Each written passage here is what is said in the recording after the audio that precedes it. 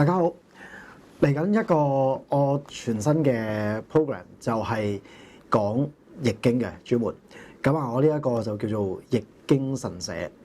好啦，嗱咁啊，大家都知道啦，咁我就講易經噶啦。咁其實我自己接觸易經咧係相當長嘅時間嚟嘅。咁我自己就好細個嘅時候咧，咁我就開始學易經啦。咁嗰個過程其實係點咧？咁其實我最初接觸易經咧，其實就係大概14歲左右嘅。咁其實就係因為嗰陣時我屋企就有個有個較年長嘅我爸爸嘅朋友，咁就喺我哋嗰度經常住啦，咁樣樣。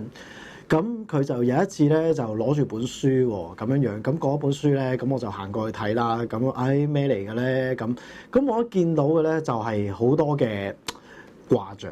咁我見到啲卦象咧，其實係非常之覺得有趣嘅。咁啊，漸漸開始咧，亦都因為由呢一本書嘅原因，見到呢啲卦象嘅起始咧，咁就慢慢去接觸易經呢一樣嘢啦。嗱，咁其實咧，我接觸易經咧，開始嘅時候咧，其實就較為死板嘅啊。咁啊，較為死板咧，就係我就睇呢一個易傳嘅部分嗰個繫辭嚇。咁啊，易傳有一個繫辭嘅部分啦。咁啊，其實字數就唔算話好長，4000幾個字咁嚇，4684個字。咁當初其實接觸繫辭嘅時候咧，咁其實我係有背誦嘅嚇。咁啊，慢慢咁啊，其實你都唔知佢解咩，都唔知佢咩意思，只不過係細個嘅時候就記憶力好，咁啊慢慢會睇啦咁。咁其後咧就慢慢開始去就咁單睇呢啲卦象。咁啊睇嗰個卦象咧，其實我唔知佢解咩嘅嚇。咁就去習慣睇佢嗰個陰陽嘅嗰啲嘅爻咧，去表達嗰個形成一支卦嘅排列嚇。咁啊慢慢就睇一個卦象咧，就去睇呢一個卦象裏邊嗰個位置好定壞啊。當初其實都係咁樣去理解易經嘅。咁啊漸漸大咗啦嚇，咁亦都有個因緣就去咗澳洲讀書啦。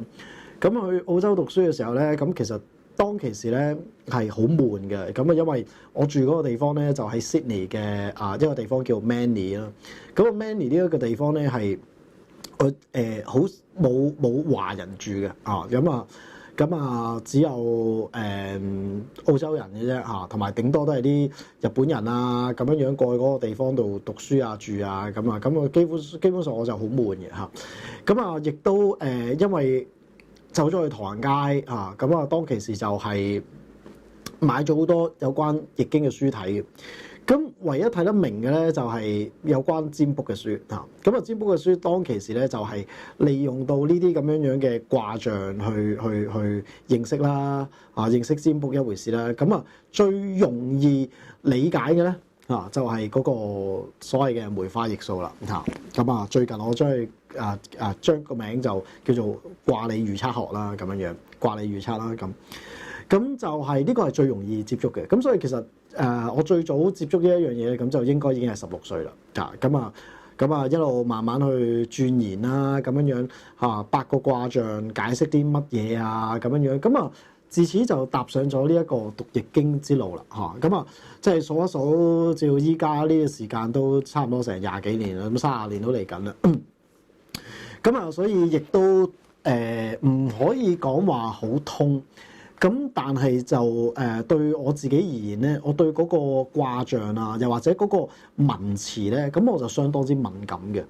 咁所以其實有好多譬如話現時咧，咁我四處全球亞洲啊，或者歐洲啊，好多個地方，咁我都講易經啦喺唔同嘅地方，又或者一啲嘅大學啊，咁都做一個客席嘅去講解易經咩一回事啦。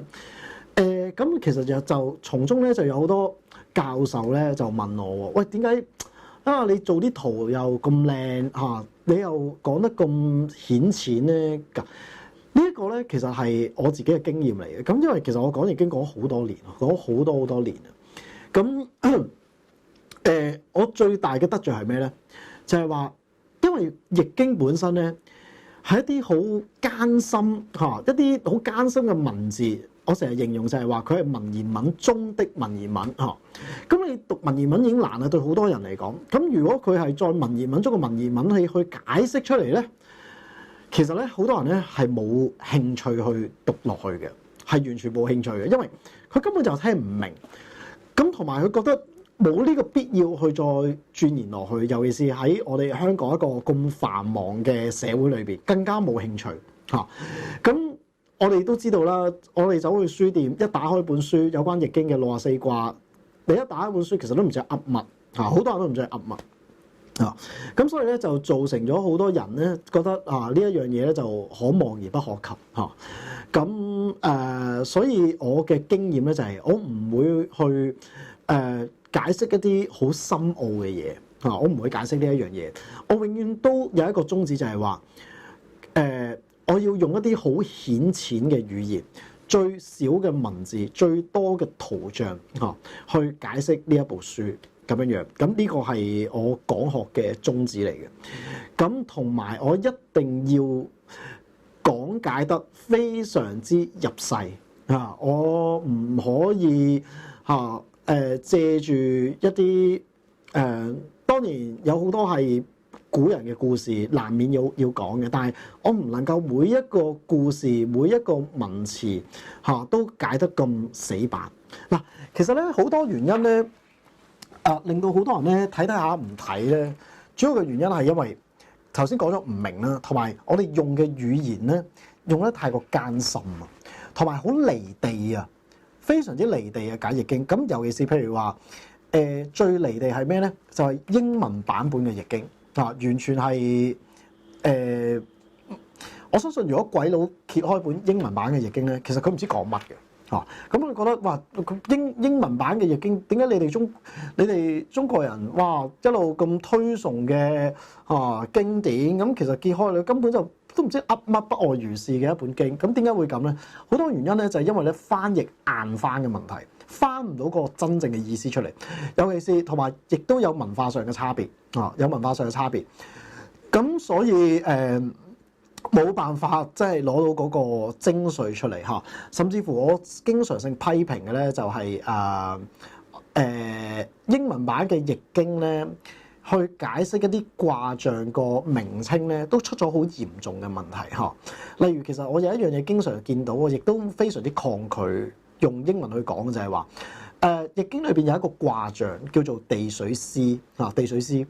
咁地水師卦咧有好多人將佢解釋做咧又或者佢用嘅立場咧係用行軍打仗嘅立場咧去解釋呢一樣嘢。嗱，當然你解釋冇問題啦，你點解都得。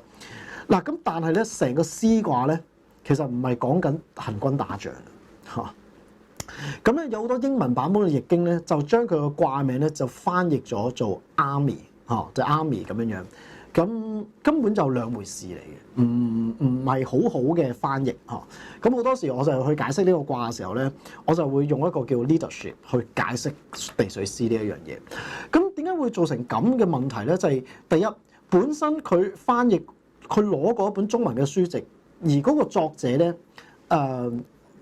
我相信可能佢理解易經嗰個深淺度咧有出入。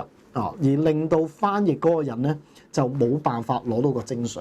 嗱，放諸於現今嘅社會啦，咁其實我哋解易經咧，亦都係咁樣樣嘅。有好多人都係遇着咁樣嘅問題。太過執着於文字又唔得，太過執着於圖像又係冇可能嚇。咁所以冇辦法好攞到嗰個易經文詞同埋卦象嗰個要領啊。咁所以咧，其實好多時候咧，我去解釋易經咧，我一定要用好淺白嘅語言去同大眾講嚇。咁所以我知道啦。咁因為我好經常喺一啲唔同嘅大學講座解易經啦。咁其實我現時知道咧，其實有好幾位啦，唔敢講話好多啦嚇。台灣啦、馬來西亞啦嚇，甚至乎香港啦。咁有好多大學嘅教授咧，其實佢哋係攞咗我嘅 PowerPoint 咧，我解易經個版本咧，去攞嚟去引用嘅。咁啊，當然我係好歡迎嘅嚇。咁我好歡迎呢一樣嘢啦。咁大家去開心 sharing 啦嚇，大家去用一啲好好嘅道理咁去再繼續去宣揚嚇。咁我好開心見到呢一樣嘢嘅，即係有好多嘅大學教授引用我呢個版本。咁個重點就係我哋希望咧，用一個好顯淺嘅語言去解釋出嚟。嗱，大家都知道我有個易經文理班啦，咁其實已經開咗好多屆㗎啦，咁就都講咗好多次咁。我現時就轉用另外一種嘅方式咧，去繼續講易經。我再顯淺啲，再講白啲，因為其實我先前文理班咧就出現咗一個問題，就係話我一開始講文理班咧講易經咧，我係講得好深入啊。講得深入得滯啊！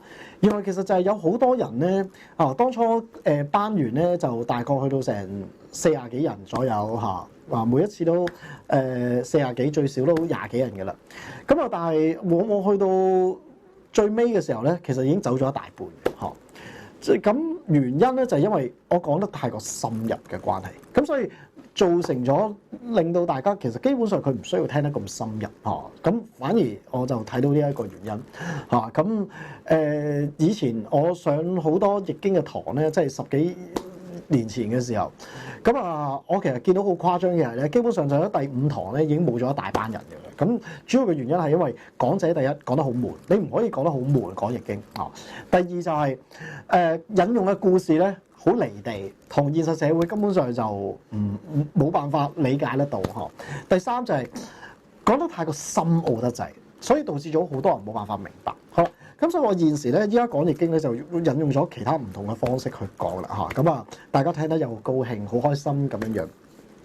嗱我先前都有好多嘅短簡介嘅錄像咧，我成日都有講過乾卦啦、坤卦啦咁樣樣，我引用翻用現時嘅一啲嘅特質咧，去配入個卦象裏邊去解釋啦，用咗唔同嘅角度。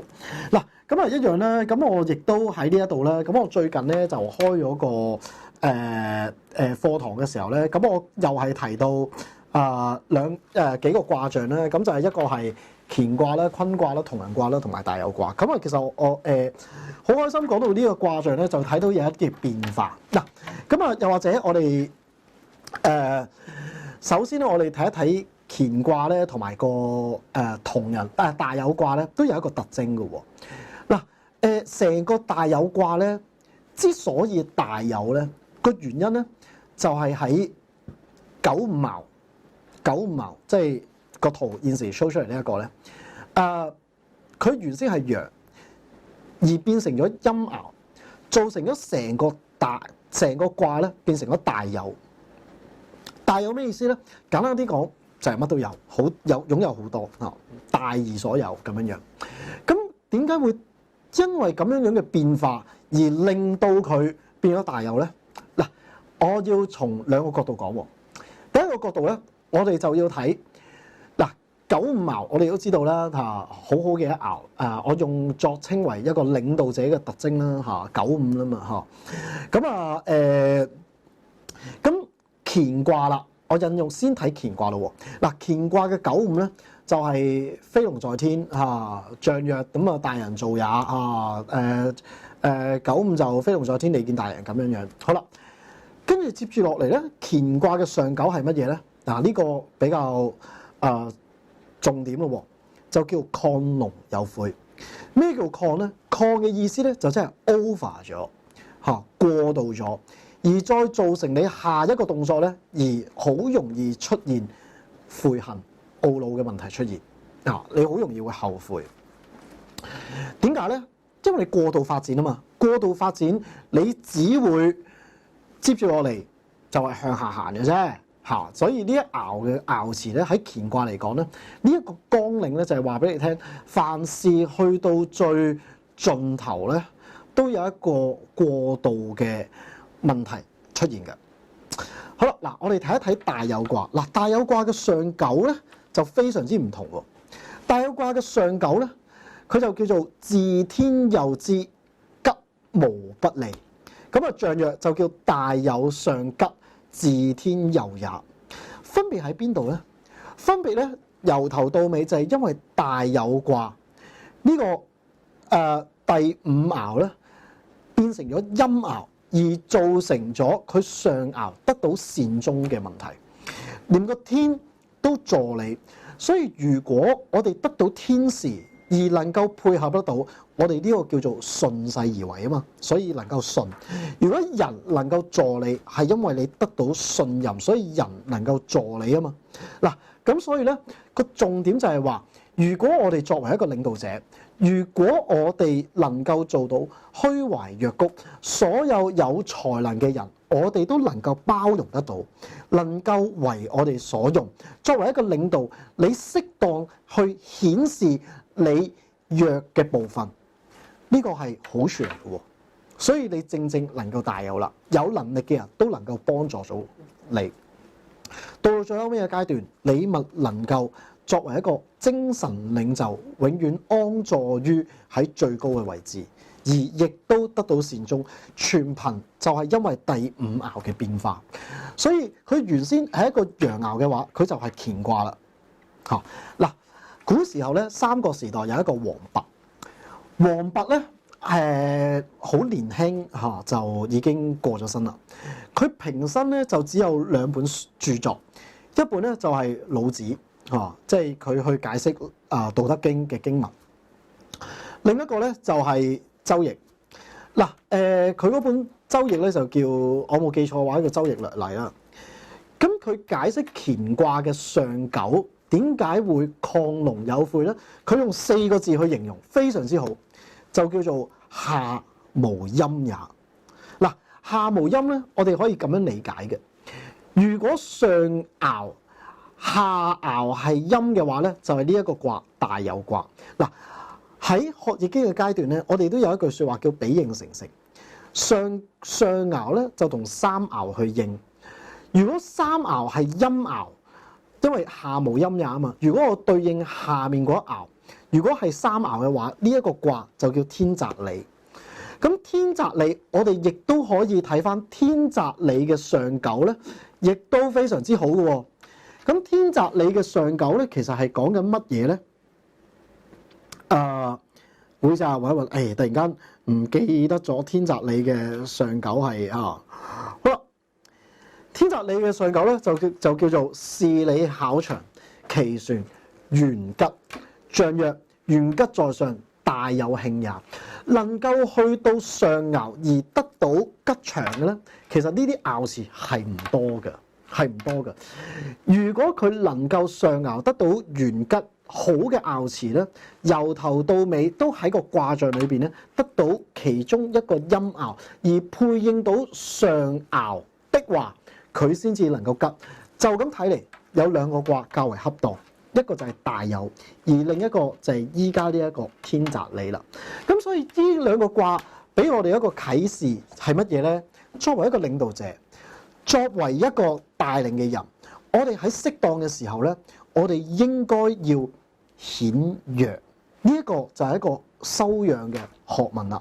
否則嘅話，我哋點能夠吸納到強嘅人去為我哋所用咧？有能力嘅人係冇辦法喺我哋呢一度得到有效嘅發展所長。所以呢一個就係修養嘅部分啦。好啦。呢一集嘅易經神社就講到呢一度，咁歡迎大家一路咁樣收睇我呢個易經神社。OK，拜拜。